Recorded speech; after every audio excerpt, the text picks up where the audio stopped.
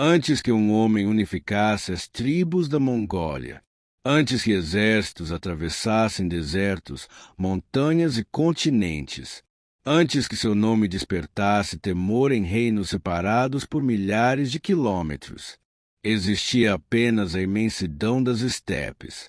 Durante boa parte do ano, o horizonte parecia não ter fim. Campos abertos estendiam-se até onde os olhos conseguiam alcançar.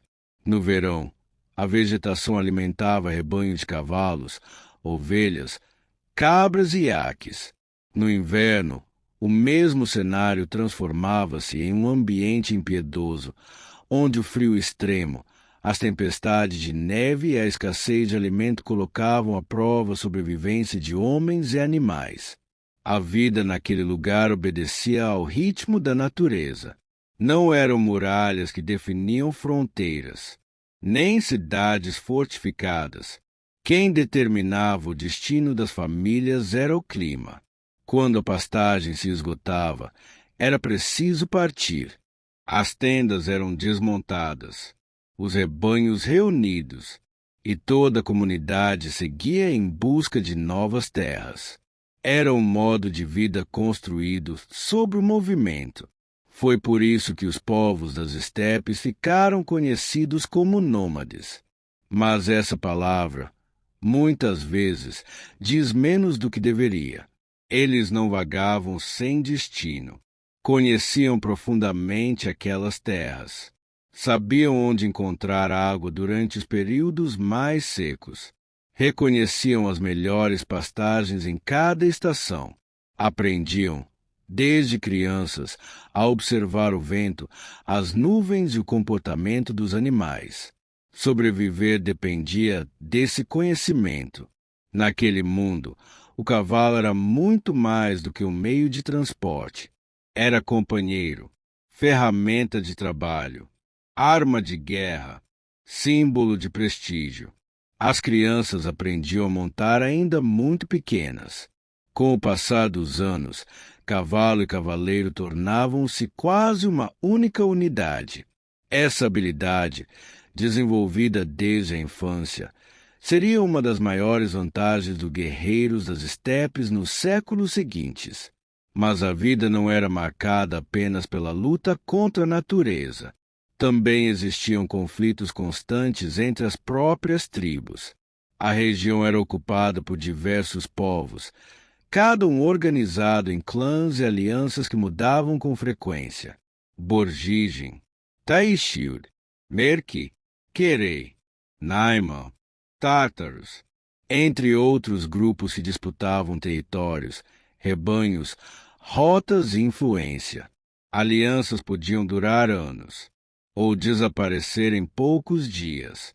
Casamentos fortaleciam acordos políticos. Traições podiam desfazê-los. A lealdade era valorizada, mas precisava ser constantemente preservada. Naquele cenário, não existia um governo capaz de reunir todos aqueles povos sob uma única autoridade. Cada líder defendia seus interesses. Cada tribo buscava sua própria sobrevivência. Era um mundo fragmentado, onde a guerra fazia parte da vida cotidiana. Ao mesmo tempo, aquelas comunidades compartilhavam tradições que atravessavam gerações. Respeitavam profundamente seus antepassados. Valorizavam a palavra dada. Celebravam alianças em grandes assembleias conhecidas como kurutais, onde chefes tribais discutiam questões importantes e escolhiam líderes em momentos decisivos.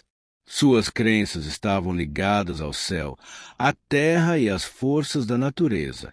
Muitas fontes associam essas práticas ao tengrismo, uma tradição religiosa presente entre diversos povos das estepes, embora estudiosos ressaltem que ela não possuía uma organização única nem um conjunto rígido de doutrinas como as religiões institucionalizadas de hoje. Era um mundo onde política, família, guerra e espiritualidade caminhavam lado a lado.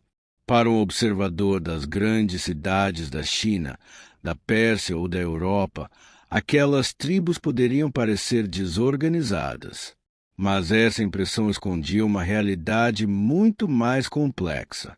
Cada família sabia exatamente qual era seu papel. Cada guerreiro compreendia a importância da disciplina durante uma caçada ou uma batalha.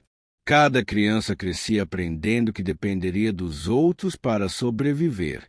Naquele ambiente, a força individual era importante, mas nenhuma pessoa sobrevivia sozinha. Sem imaginar, aquelas tribos estavam prestes a viver a maior transformação de sua história. Um homem conseguiria unir povos que, por gerações, haviam lutado entre si. Mudaria a forma de fazer guerra. Criaria um império que se estenderia da Ásia até as portas da Europa. Mas essa história ainda não havia começado, porque, naquele momento, ninguém conhecia o nome de Gengis Khan. Existia apenas um menino que, anos mais tarde, receberia esse título. Seu nome era Temujin. Em algum momento por volta do ano de 1162, embora a data exata permaneça debatida entre os historiadores, nasceu um menino destinado a mudar o destino das estepes. Seu nome era Temujin. Grande parte do que sabemos sobre sua infância vem de uma obra conhecida como A História Secreta dos Mongóis, escrita poucas décadas após sua morte e considerada a principal fonte sobre sua vida. Outras informações aparecem em crônicas persas, chinesas e em relatos posteriores, que, em alguns pontos, apresentam diferenças. Por isso, nem todos os detalhes podem ser confirmados com absoluta certeza. Ainda assim, quando essas fontes são analisadas em conjunto, permitem reconstruir os primeiros anos daquele que mais tarde seria conhecido como Gengis Khan. Temujin nasceu no clã Borjigin. Seu pai chamava-se Yesugei. Era um chefe tribal respeitado, acostumado às alianças e aos conflitos que marcavam a vida nas estepes. Sua mãe era Oelum. A própria história de Oelum revela muito sobre aquele mundo. Segundo a história secreta dos mongóis, ela havia sido raptada por Yesugei enquanto viajava com o marido, um costume que, embora não representasse todos os casamentos entre os povos das estepes, fazia parte de algumas práticas registradas naquele período. Com o passar do tempo, Oelum tornou-se uma das figuras mais importantes da família e teria papel decisivo na sobrevivência de seus filhos. Foi ela quem ensinou às crianças muito mais do que técnicas de caça ou coleta.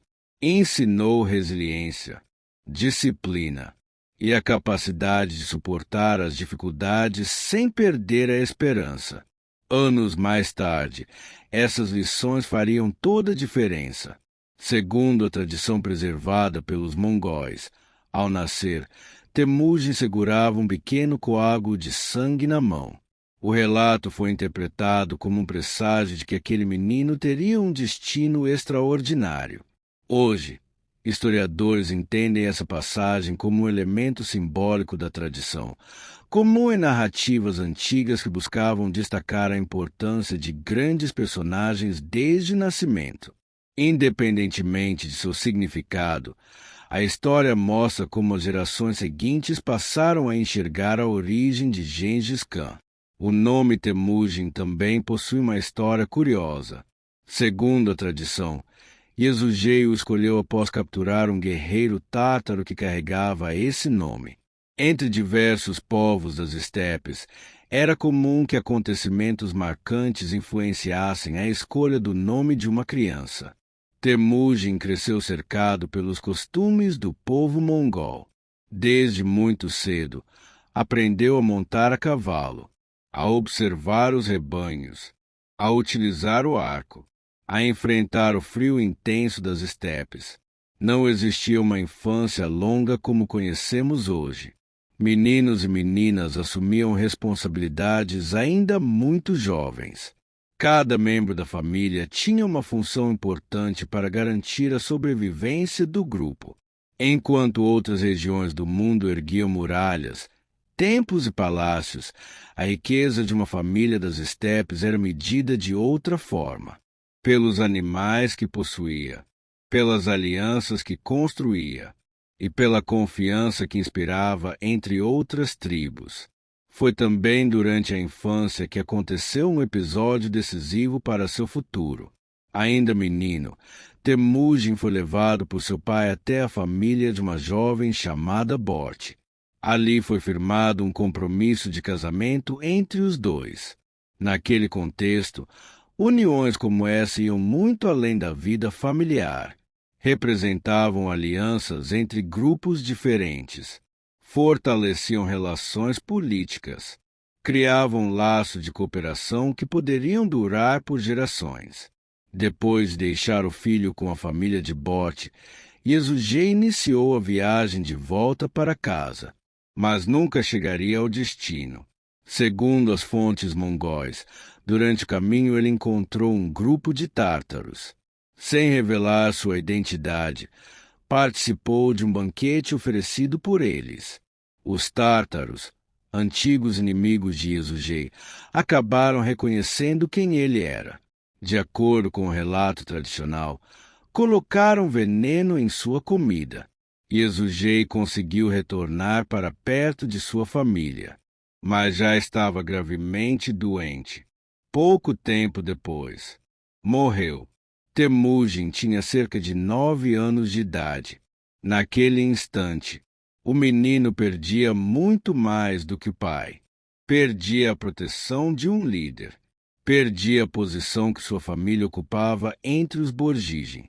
E, sem saber, estava prestes a enfrentar uma realidade muito mais cruel do que qualquer batalha. Porque, nas estepes da Mongólia, a morte de um chefe podia significar também o abandono daqueles que dependiam dele. E era exatamente isso que estava prestes a acontecer. A morte de Yesugei mudou completamente o destino de sua família.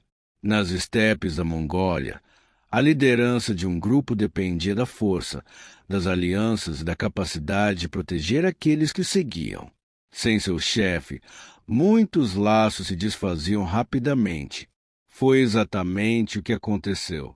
Segundo a história secreta dos mongóis, os membros da tribo decidiram abandonar o Elum e seus filhos.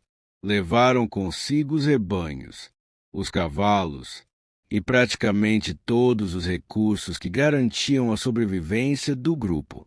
De um dia para o outro, a família que fazia parte da liderança passou a lutar simplesmente para continuar viva. É difícil imaginar o significado dessa decisão. Nas estepes, ficar sozinho era enfrentar um dos ambientes mais severos do planeta sem a proteção de uma comunidade. O inverno podia destruir rebanhos inteiros. A escassez de alimento era constante, e qualquer conflito com outra tribo poderia terminar em tragédia. Ainda assim, o Elum não desistiu. As fontes descrevem uma mulher determinada que reuniu os filhos e transformou cada dia em uma luta pela sobrevivência. Eles passaram a colher raízes, frutas silvestres, bulbos, caçar pequenos animais, pescar nos rios quando isso era possível. Nada era desperdiçado. Cada alimento encontrado significava mais um dia de vida. Foi nesse período que Temujin aprendeu lições que nenhum líder poderia ensinar em tempos de prosperidade. Aprendeu que a fome não faz distinção entre ricos e pobres, que a natureza não recompensa os mais fortes, mas aqueles que conseguem se adaptar. Anos mais tarde, muitos historiadores sugeririam que essa experiência ajudou a moldar sua capacidade de compreender a importância da disciplina, da organização e da lealdade. Quem já havia perdido tudo sabia exatamente o valor de cada aliado. Mas sobreviver à fome não era o único desafio. Dentro da própria família, surgiram conflitos. Segundo a história secreta dos mongóis, Becter, meio-irmão de Temujin, começou a exercer autoridade sobre os demais irmãos. As interpretações sobre esse episódio variam. Alguns estudiosos entendem que Becter apenas seguia costumes tradicionais relacionados à posição do irmão mais velho. Outros acreditam que a disputa refletia a extrema escassez de recursos enfrentada pela família. Em qualquer dos casos, a tensão aumentou, até que Temujin e seu irmão Khazar tomaram uma decisão que marcaria suas vidas para sempre. Os dois emboscaram Becter e o mataram. O episódio costuma causar estranhamento aos leitores modernos, mas é importante lembrar que estamos diante de uma sociedade profundamente diferente da nossa. As fontes não apresentam esse acontecimento como um ato de heroísmo, nem procuram escondê-lo. Ao contrário, mostram que a juventude de Temujin foi marcada por escolhas difíceis, conflitos familiares e uma luta constante pela sobrevivência. Esse seria apenas o primeiro de muitos momentos em que sua vida seria moldada por decisões extremas. O tempo passou. A família conseguiu resistir, mas antigos inimigos ainda observavam seus movimentos. Os Taishud, grupo que havia rompido com os Borjigin após a morte de Yezugei, continuavam vendo Temujin como uma ameaça em potencial. Segundo o relato tradicional, eles conseguiram capturá-lo. Temujin foi levado como prisioneiro. Recebeu no pescoço uma pesada canga de madeira, usada para impedir fugas e identificar cativos. Para um jovem das estepes, acostumado à liberdade dos campos abertos, aquilo representava muito mais do que uma prisão. Era uma humilhação. Tudo indicava que sua história terminaria ali.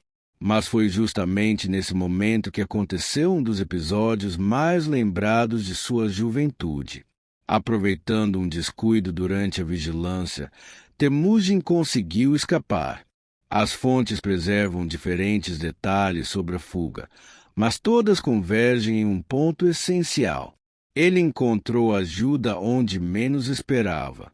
Um homem chamado Sorkanshira, pertencente ao próprio povo que o mantinha prisioneiro, decidiu escondê-lo, mesmo sabendo que poderia ser severamente punido caso fosse descoberto. Durante algum tempo, Temujin permaneceu oculto, até conseguir fugir definitivamente. Esse episódio costuma receber menos atenção do que as grandes batalhas de sua vida, mas talvez revele uma das características mais importantes de sua trajetória.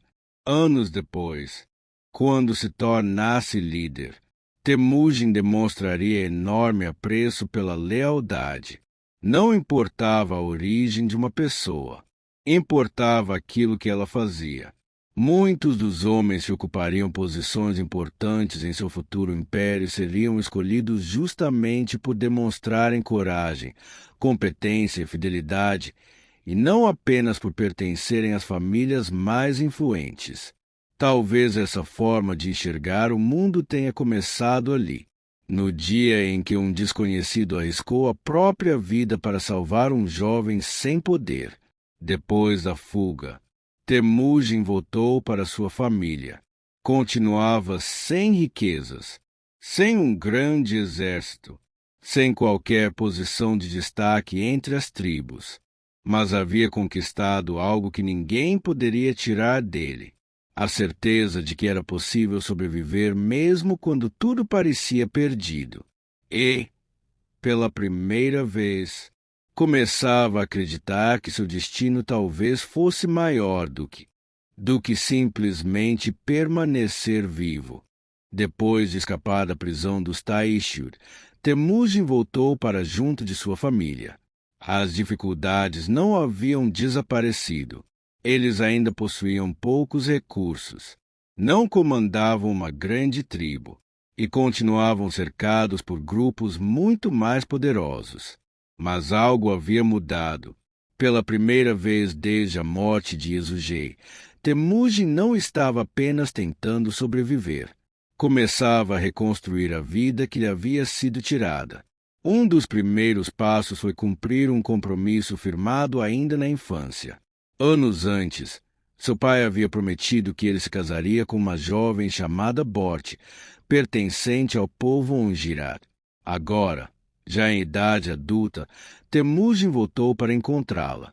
As fontes descrevem Bort como uma figura de enorme importância em sua trajetória.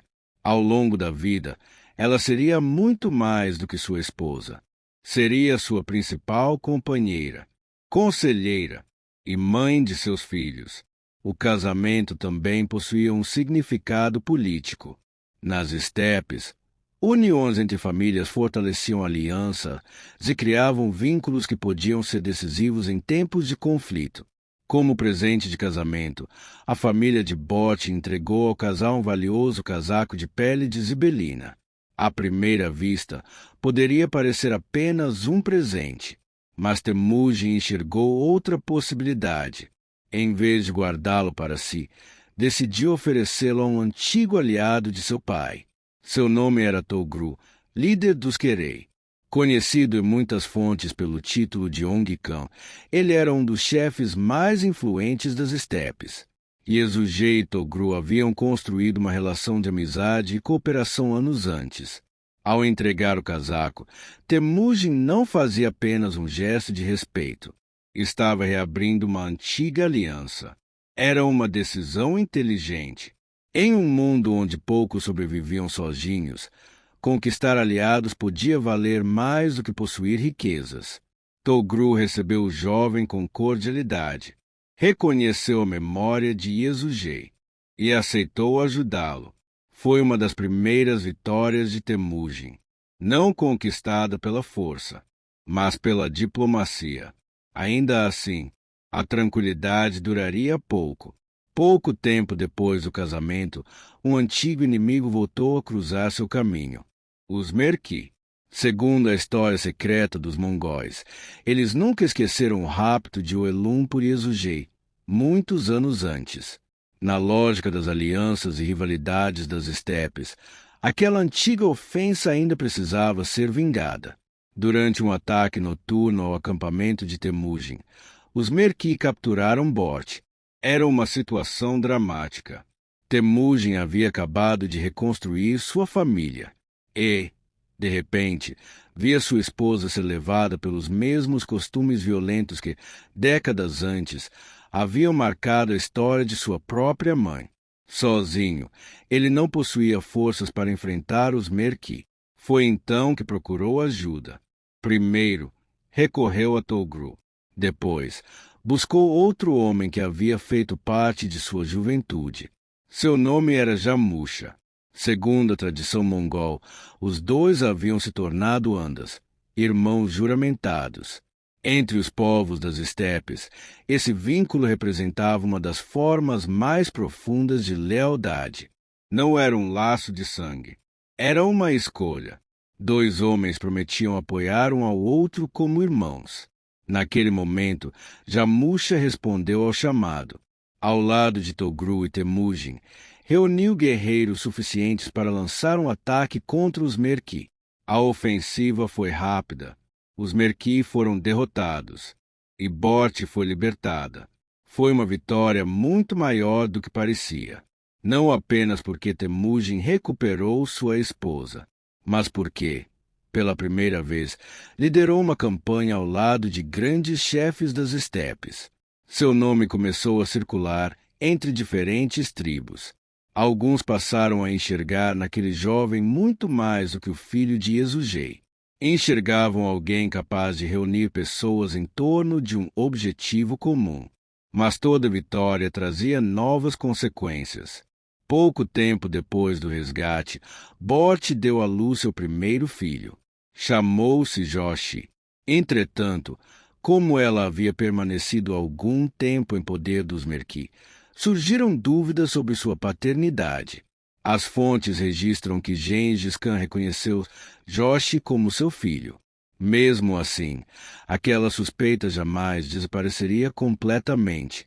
Anos mais tarde, Ela influenciaria disputas dentro da própria família e teria impacto direto na sucessão do império. Era um problema que ainda pertencia ao futuro. Naquele momento, o mais importante era outro. Temujin já não era apenas um homem tentando sobreviver. Agora possuía aliados, uma família reconstruída e guerreiros dispostos a lutar ao seu lado. Mas havia um detalhe que poucos percebiam. Entre aqueles que marcharam para resgatar Bort, estava também Jamusha, o amigo, o irmão juramentado, o homem que dividia com Temujin sonhos, batalhas e respeito. Os dois ainda lutavam lado a lado, mas suas ideias sobre liderança começavam a seguir caminhos diferentes, e chegaria o dia em que um deles precisaria enfrentar o outro, não como aliado, mas como rival. Nas estepes da Mongólia, os laços de sangue eram importantes, mas existia um vínculo que, muitas vezes, era considerado ainda mais forte: o vínculo entre Andas. Quando dois homens se tornavam Andas, faziam um juramento de lealdade, prometiam ajudar um ao outro, compartilhar vitórias e derrotas, lutar lado a lado. Não eram irmãos por nascimento, eram irmãos por escolha. Segundo a história secreta dos mongóis, foi esse compromisso que uniu Temujin e Jamusha ainda na juventude. As fontes preservam a lembrança de momentos em que os dois viveram juntos, dividiram acampamentos e fortaleceram uma amizade que parecia destinada a durar por toda a vida.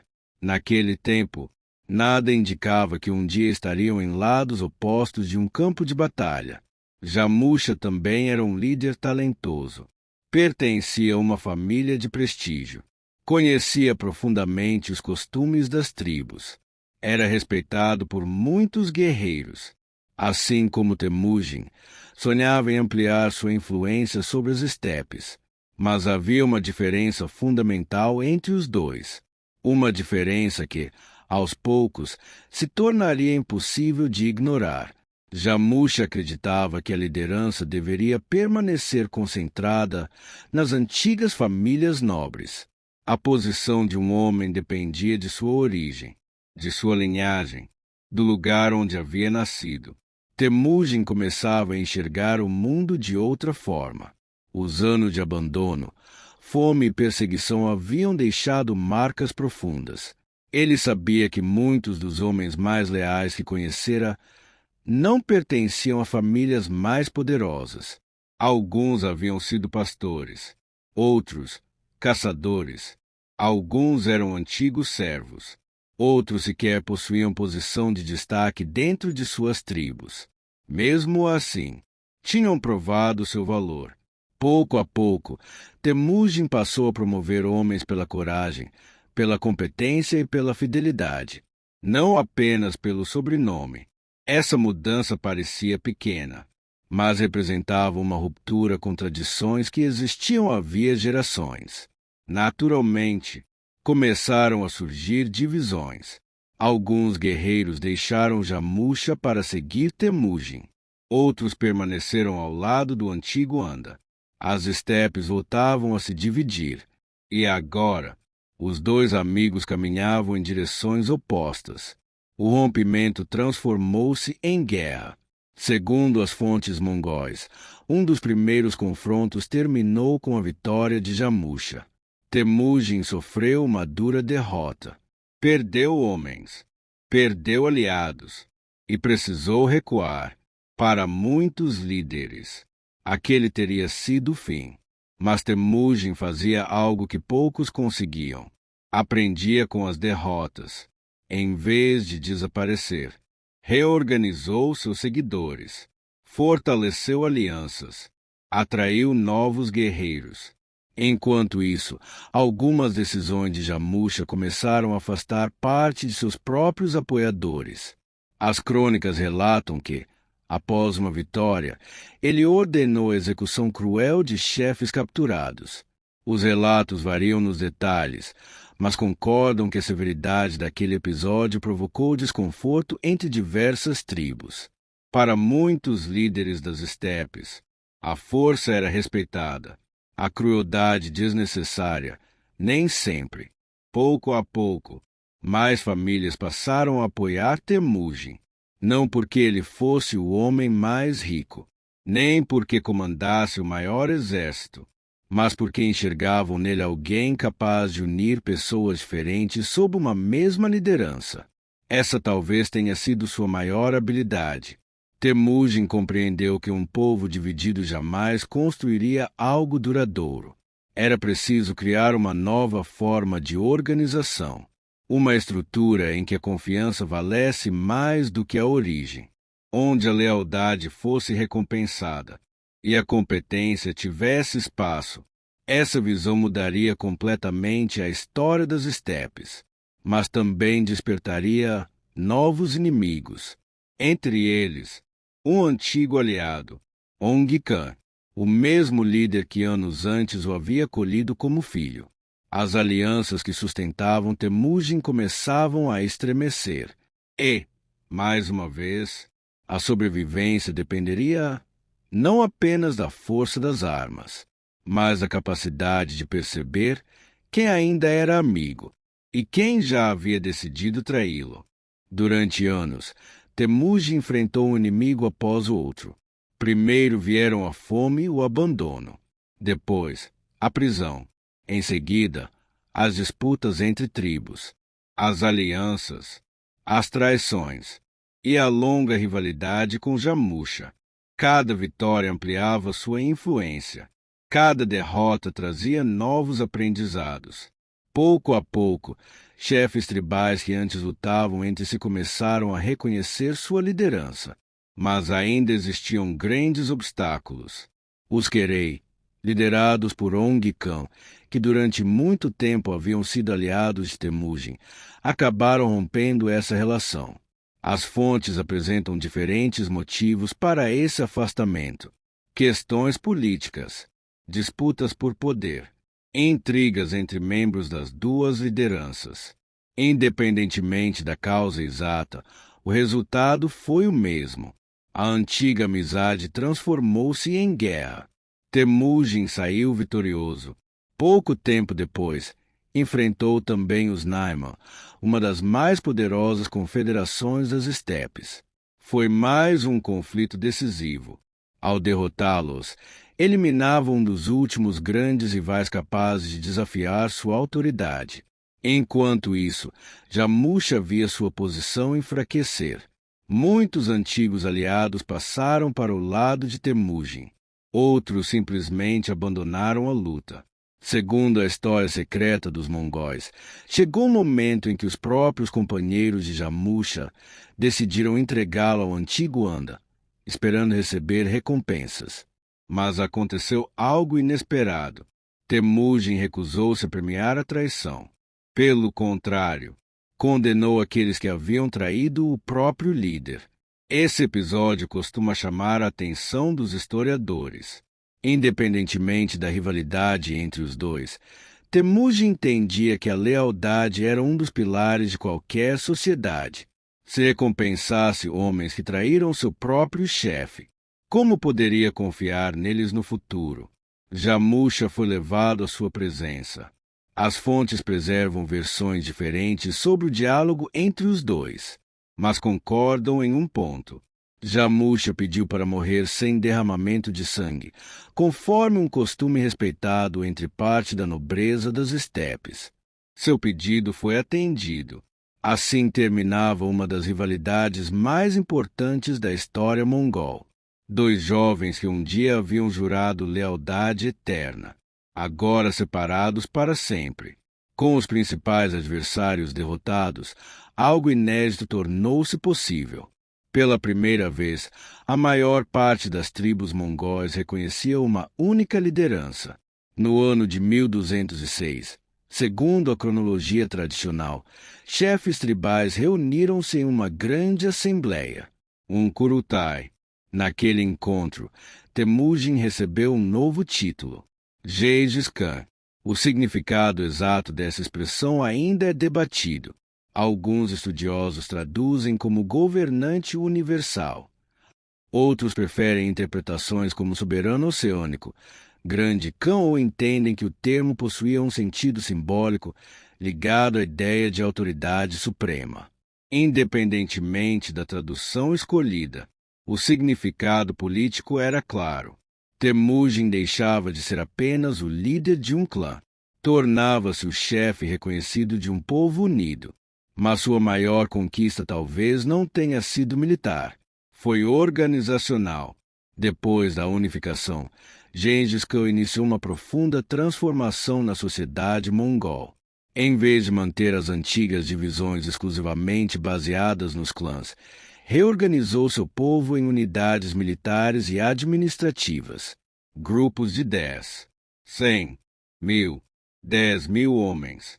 Esse sistema facilitava tanto o comando do exército quanto a administração das tribos.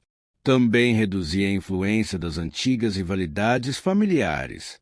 Homens de diferentes origens passavam a servir lado a lado. A lealdade deixava de ser apenas ao clã. Agora era direcionada ao novo estado que surgia. Gengis Khan também promoveu comandantes por mérito.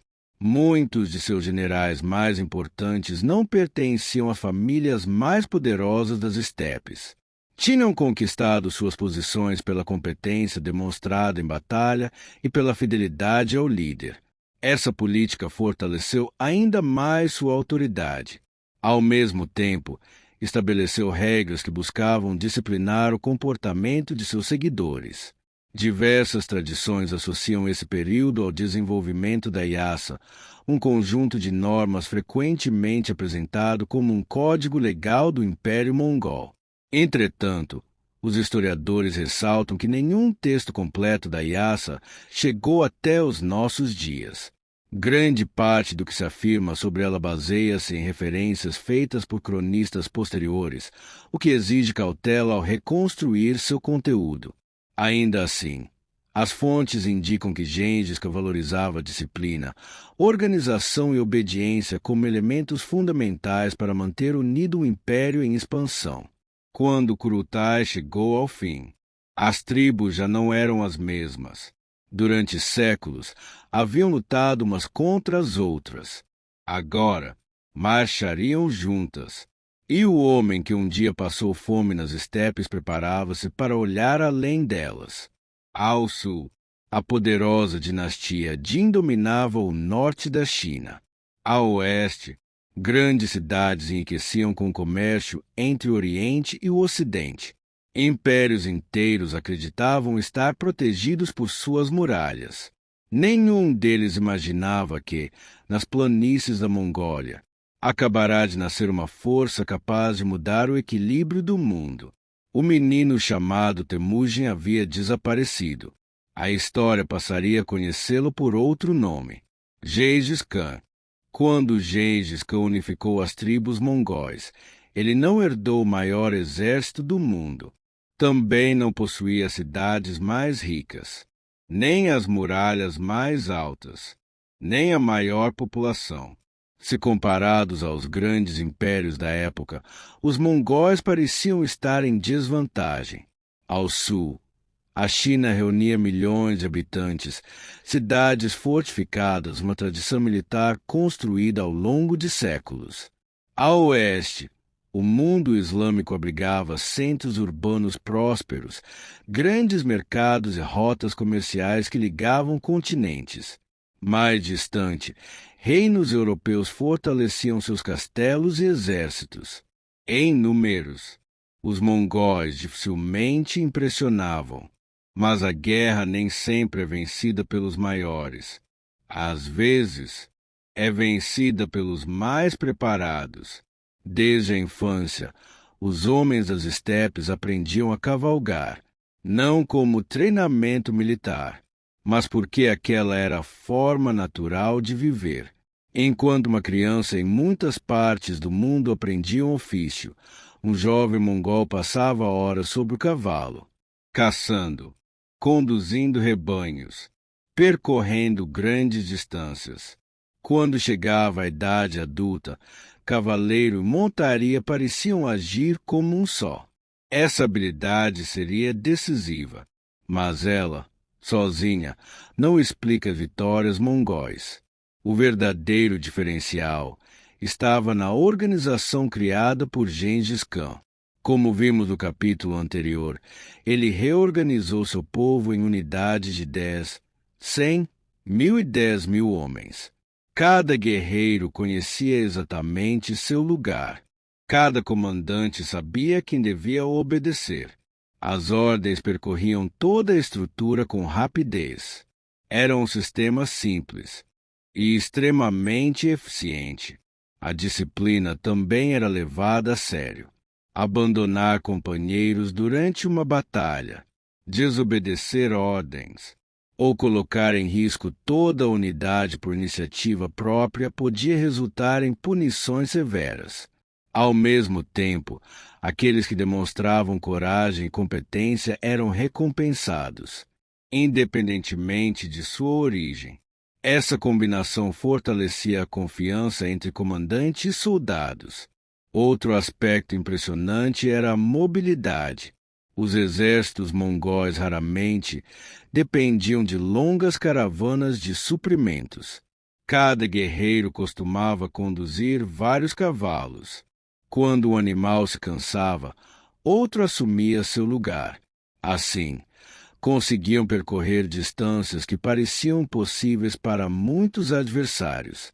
Além disso, conheciam profundamente o ambiente das estepes. Sabiam viver com poucos recursos. Montavam e desmontavam acampamentos rapidamente e adaptavam-se com facilidade a diferentes terrenos. Mas talvez a arma mais temida dos mongóis não fosse a espada, nem a lança. Era o arco composto, construído com madeira, chifres e tendões de animais. Esse arco acumulava enorme potência apesar do tamanho relativamente pequeno. Podia ser utilizado com eficiência mesmo por um cavaleiro em movimento. Os guerreiros treinavam desde muito jovens. Acertar um alvo enquanto o cavalo galopava fazia parte de sua rotina. Em combate, isso lhes dava enorme vantagem. Enquanto muitos exércitos dependiam do confronto corpo a corpo, os mongóis eram capazes de atacar à distância, mudar de direção rapidamente e manter o inimigo sob constante pressão. As estratégias também surpreendiam seus adversários. Uma das mais conhecidas era a retirada fingida. Os mongóis simulavam uma fuga. O inimigo acreditava que havia vencido. Rompia sua formação para persegui-los. Então, no momento escolhido pelos comandantes, os cavaleiros voltavam-se repentinamente contra os perseguidores, agora desorganizados. Era uma armadilha repetida em diferentes campanhas, e funcionava porque explorava um comportamento comum dos próprios adversários. Gengis Khan também valorizava a informação. Antes de iniciar uma campanha, enviava exploradores para estudar rotas, rios, montanhas, cidades e movimentos inimigos. Conhecer o terreno podia ser tão importante quanto vencer uma batalha. Outra característica frequentemente destacada pelas fontes era a capacidade de incorporar conhecimentos de diferentes povos. À medida que o império crescia, engenheiros chineses, artesãos, administradores e especialistas de diversas regiões passaram a servir aos mongóis. Técnicas de cerco, construção de máquinas, organização administrativa. Tudo aquilo que se mostrava útil era aproveitado. Gengis Khan não via problema em aprender com outros povos. Pelo contrário, transformava esse conhecimento em vantagem. Essa talvez tenha sido uma de suas maiores qualidades. Ele compreendia que vencer uma guerra exigia muito mais do que coragem. Exigia planejamento, disciplina, adaptação e inteligência. Quando os primeiros impérios observaram cavaleiros surgindo no horizonte, muitos acreditaram estar diante de mais uma invasão de povos nômades. Não imaginavam que enfrentariam um dos exércitos mais organizados de seu tempo. As muralhas que protegiam grandes cidades haviam sido construídas para resistir a inimigos conhecidos. Mas agora, um novo tipo de guerra aproximava-se, e seu primeiro grande alvo seria um dos impérios mais poderosos da Ásia, a dinastia Jin. Ali, começaria a transformação de um líder das estepes em um conquistador de dimensão continental. Depois de unificar as tribos das estepes e reorganizar seu povo, Gengis Khan voltou sua atenção para além das fronteiras da Mongólia.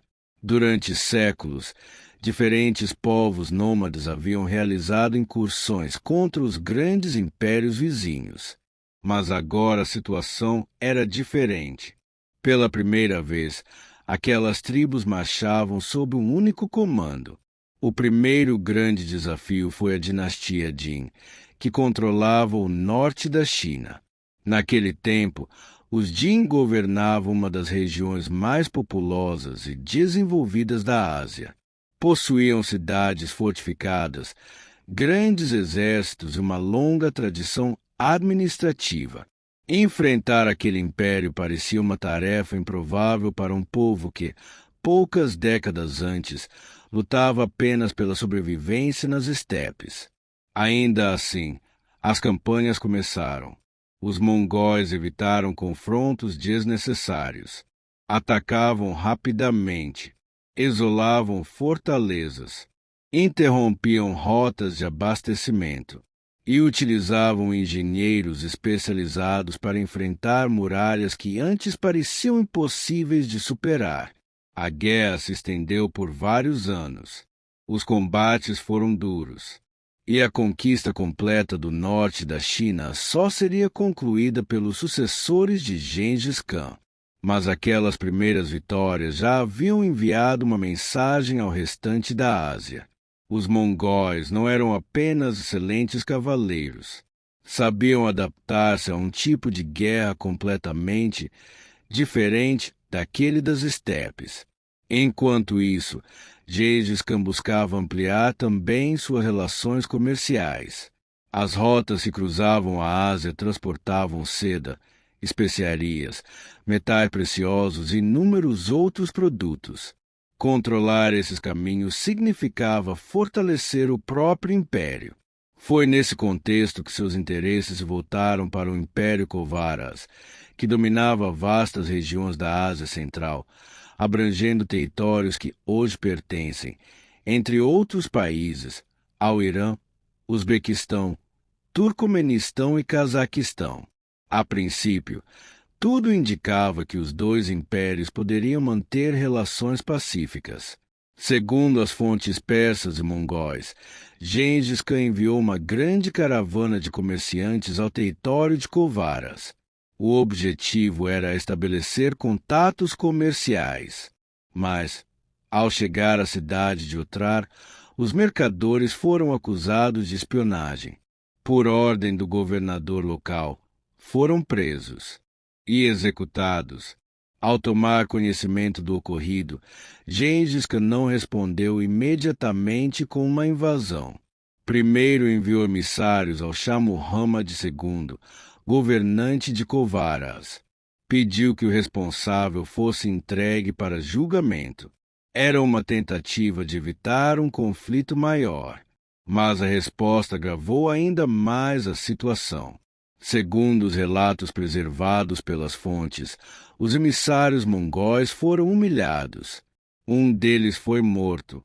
Os demais tiveram suas barbas raspadas antes de serem enviados de volta. Entre muitos povos da época, atacar emissários era considerado uma grave violação das normas diplomáticas. Para Gengis Khan, aquilo significava muito mais do que uma ofensa. Era um desafio direto à sua autoridade. A partir daquele momento, a guerra tornou-se inevitável.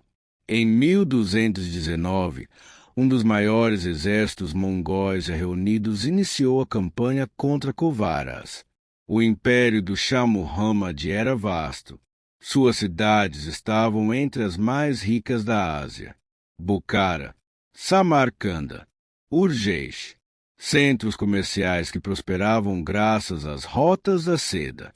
Muitos acreditavam que resistiriam facilmente aos invasores. Mas Gengis Khan adotou uma estratégia surpreendente. Em vez de concentrar todas as forças em uma única direção, dividiu seu exército em diferentes colunas. Algumas atravessaram desertos considerados intransponíveis. Outras surgiram por caminhos inesperados. Cidades que aguardavam ataques vindos de um lado viam os mongóis aparecerem por outro. A velocidade da campanha confundia completamente os defensores. Uma após outra, as grandes cidades começaram a cair. As fontes descrevem cercos prolongados, intensa resistência e episódios de enorme violência. Cronistas persas, mongóis de outras regiões registram massacres em diversas cidades conquistadas, embora os números apresentados variem amplamente e sejam objeto de debate entre os historiadores modernos. Independentemente das cifras, há consenso de que a campanha teve consequências devastadoras para grande parte da Ásia Central. Ao mesmo tempo, algumas cidades que se rendiam rapidamente conseguiam negociar condições menos severas. Engenheiros, artesãos, escribas, médicos e outros especialistas frequentemente eram preservados e incorporados ao império, contribuindo para sua administração e para futuras campanhas. Gengis Khan compreendia que conquistar um território era apenas o primeiro passo. Também era preciso saber utilizá-lo. Enquanto isso, o Shah Muhammad II fugia continuamente. Tentava reorganizar suas forças, mas jamais conseguiu enfrentar os mongóis em igualdade de condições. Segundo as fontes, terminou seus dias refugiado em uma ilha no Mar Cáspio, longe do poder que um dia havia exercido. Seu filho, Jalal ad-Din, ainda tentou reorganizar a resistência. Travou importantes batalhas contra os mongóis. Em alguns momentos, demonstrou grande habilidade militar. Mesmo assim, o avanço de Gengis Khan continuou. Em poucos anos, um dos impérios mais poderosos do mundo havia sido destruído. A campanha contra Kovara as transformou definitivamente a reputação dos mongóis. Até então, muitos os viam como uma força regional. Agora, toda a Ásia compreendia que uma nova potência havia surgido, e o impacto não seria sentido apenas no Oriente. Mercadores, viajantes, diplomatas e sobreviventes começaram a levar notícias cada vez mais distantes. Pela primeira vez, reinos da Europa ouviam relatos sobre um povo que atravessava continentes montado a cavalo. Um povo capaz de derrotar impérios inteiros. Sem imaginar, o Ocidente também começava a entrar na rota da expansão mongol. Mas Gengis Khan já não pensava apenas em conquistar. Precisava governar um território que crescia a cada campanha. E esse talvez fosse um desafio ainda maior do que vencer guerras. Quando as campanhas contra o Império Kovara chegaram ao fim, Gengis Khan comandava um território como poucos líderes haviam conhecido até então. As fronteiras de seu império atravessavam desertos, montanhas, estepes e cidades separadas por milhares de quilômetros. Ali viviam povos completamente diferentes: mongóis, chineses, turcos, persas, uigures, tangutes e inúmeras outras comunidades com idiomas, costumes e tradições próprias. Conquistar aquele território já havia sido uma tarefa extraordinária. Governá-lo era um desafio ainda maior. Gengis Khan compreendeu que apenas a força militar não seria suficiente para manter unido o império daquela dimensão.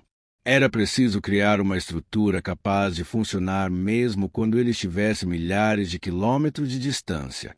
Uma de suas primeiras preocupações foi garantir a comunicação. As ordens precisavam viajar rapidamente entre diferentes regiões. Para isso, as fontes descrevem um sistema conhecido como Yan. Ao longo das principais rotas do Império foram estabelecidas estações de apoio. Nelas havia cavalos descansados, suprimentos e abrigo para mensageiros autorizados. Assim, uma mensagem podia percorrer enormes distâncias em muito menos tempo do que seria possível em condições normais. Para um império daquela extensão, era uma verdadeira revolução administrativa. O comércio também ganhou nova importância. Durante séculos, as rotas da seda haviam ligado o Oriente ao Ocidente, mas guerras constantes frequentemente colocavam mercadores em perigo. Sob o domínio mongol, grandes trechos dessas rotas passaram a estar sob uma mesma autoridade. Embora conflitos continuassem existindo em diferentes momentos, muitos historiadores destacam que a integração promovida pelos mongóis favoreceu um período de intensa circulação de mercadorias, pessoas, conhecimentos, fenômeno que mais tarde ficaria conhecido como Pax Mongolica. Seda, especiarias, porcelanas, metais preciosos, tecnologias, ideias. Tudo circulava com muito mais facilidade entre regiões que antes estavam separadas por fronteiras hostis. Ao mesmo tempo, Gengis Khan demonstrava uma característica incomum para muitos governantes de sua época. Em vez de impor uma única religião aos povos conquistados, permitia que diferentes comunidades mantivessem suas práticas religiosas. Budistas, muçulmanos, cristãos nestorianos, taoístas e seguidores das tradições das estepes continuaram presentes dentro do império. As fontes indicam que essa política tinha um objetivo prático: manter a estabilidade. Para Gengis Khan, o mais importante era a lealdade ao Estado, não a uniformidade religiosa. Outro aspecto marcante era a forma como escolhia muitos de seus colaboradores. Diversos administradores, engenheiros, médicos e escribas continuaram exercendo suas funções mesmo após a conquista de suas cidades.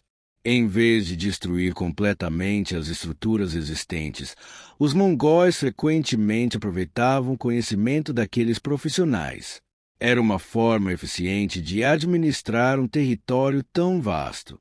Mas governar também significava pensar no futuro. Gengis Khan sabia que nenhum homem vive para sempre. Por isso, começou a organizar a sucessão. Seus filhos já desempenhavam papéis importantes nas campanhas militares. Joshi, Chagatai, Ojeda, Tolui. Cada um comandava homens, administrava territórios, acumulava experiência. Ainda assim, as relações entre os irmãos nem sempre eram tranquilas.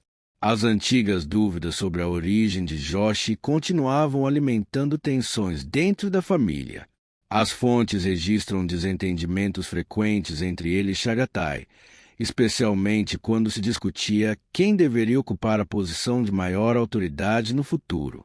Para evitar que essas disputas colocassem em risco tudo aquilo que havia construído, Gengis Khan tomou uma decisão. Escolheu Ojeda como seu sucessor. Segundo diversos cronistas, acreditava que ele possuía o equilíbrio necessário para preservar a unidade entre os diferentes ramos da família.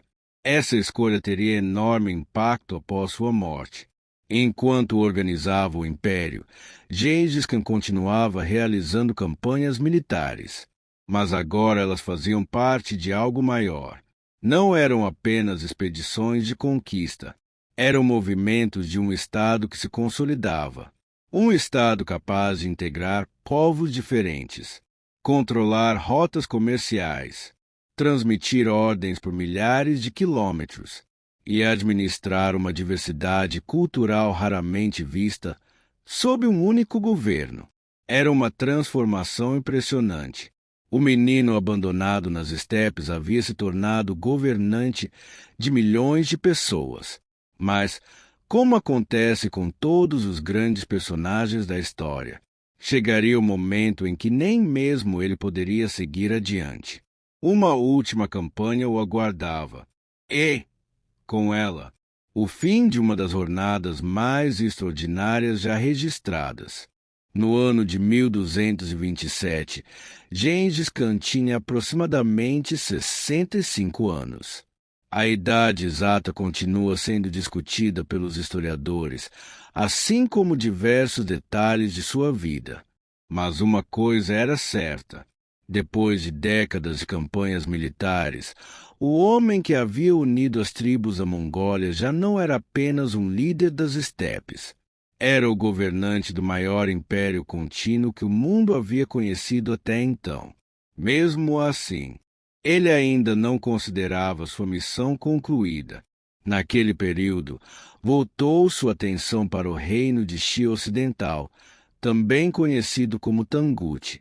Os Tanguts haviam sido aliados dos mongóis em campanhas anteriores, mas, segundo as fontes, recusaram-se a fornecer apoio militar quando Gengis Khan iniciou a guerra contra o Império Kovaras. Para ele, aquilo representava uma quebra de compromisso. Em resposta, iniciou uma nova campanha. Os exércitos mongóis avançaram mais uma vez. Cidades foram cercadas, fortalezas caíram, e o reino Tangut aproximava-se do fim. Foi durante essa campanha que aconteceu um dos maiores mistérios da história medieval: a morte de Gengis Khan. As fontes antigas apresentam versões diferentes. Algumas afirmam que ele morreu em consequência de uma doença. Outras sugerem que sofreu ferimentos após cair de um cavalo durante uma caçada ou deslocamento militar. Existem ainda tradições posteriores que atribuem sua morte a outras circunstâncias, embora muitas delas sejam consideradas lendárias pelos historiadores. Nenhuma dessas versões pode ser confirmada com absoluta certeza. O que parece existir em comum entre os principais relatos é que Gengis Khan morreu enquanto a campanha contra os Tanguts ainda estava em andamento. Segundo diversas fontes, sua morte foi mantida em segredo por algum tempo. A decisão fazia sentido. Divulgar imediatamente a notícia poderia incentivar rebeliões entre povos conquistados ou fortalecer a resistência dos inimigos. Enquanto o exército continuava avançando, poucos sabiam que seu comandante já não estava vivo. Com a rendição final do reino Tangut, iniciaram-se os preparativos para levar o corpo de volta à Mongólia. É nesse momento que história e tradição passam a caminhar lado a lado. Diversos relatos afirmam que Gengis Khan desejava um sepultamento simples, sem monumentos grandiosos, sem templos, sem inscrições que identificassem um local. Segundo uma tradição bastante conhecida, os homens encarregados do funeral procuraram esconder completamente o lugar onde ele foi enterrado. Algumas narrativas afirmam que aqueles que encontravam a procissão eram mortos para preservar o segredo. Outras dizem que cavalos passaram repetidamente sobre o terreno para apagar qualquer vestígio da sepultura. Há ainda versões que mencionam o plantio de árvores sobre a região. Essas histórias fazem parte da tradição mongol transmitida ao longo dos séculos. Entretanto, os historiadores ressaltam que muitos desses relatos surgiram em épocas posteriores e não podem ser comprovados. O fato é que, até hoje, o túmulo de Gengis Khan nunca foi identificado com certeza.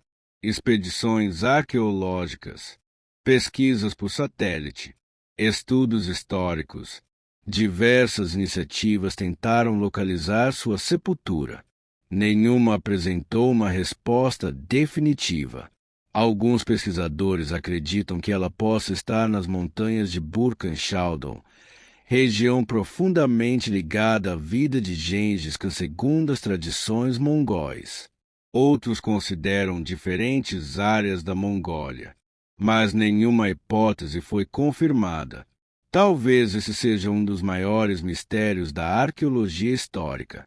O homem que governou milhões de pessoas, que mudou o mapa da Eurásia e cujo nome atravessou os séculos, descansa em um lugar que o mundo ainda não conseguiu encontrar.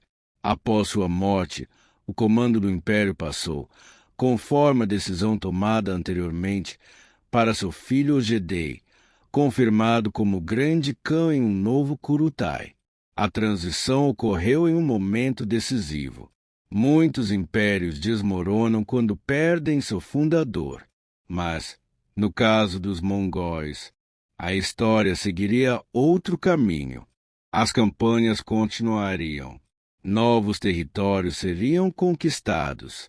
E o império alcançaria sua maior extensão justamente sob seus sucessores. Isso talvez seja a maior prova de que Gengis Khan havia construído algo maior do que um exército. Havia criado um sistema capaz de sobreviver ao próprio Criador. Mas compreender seu verdadeiro legado exige olhar além das conquistas militares. Porque, 8 séculos depois, seu nome continua despertando admiração em alguns lugares, críticas em outros, e debates que permanecem vivos entre historiadores de diferentes partes do mundo. Quando Gengis Khan morreu, em 1227, muitos poderiam imaginar que seu império desapareceria junto com ele. Afinal, ao longo da história, diversos conquistadores construíram grandes domínios que rapidamente se fragmentaram após sua morte. Mas com os mongóis aconteceu algo diferente. O sistema criado por Gengis Khan permaneceu funcionando. Seus generais continuaram comandando exércitos. Seus administradores mantiveram as estruturas do império. E seus filhos e netos deram continuidade à expansão. Sob o governo de Ogedei Khan, os mongóis avançaram ainda mais para o oeste. Grandes cidades da Rússia foram conquistadas. Exércitos europeus enfrentaram, pela primeira vez, toda a força da máquina militar mongol. Na década de 1240, tropas comandadas por generais mongóis derrotaram diferentes reinos da Europa Oriental em batalhas como Legnica, na atual Polônia, e Moi, no Reino da Hungria. Ao mesmo tempo, outros exércitos consolidavam o domínio sobre regiões da China, da Coreia e da Ásia Central.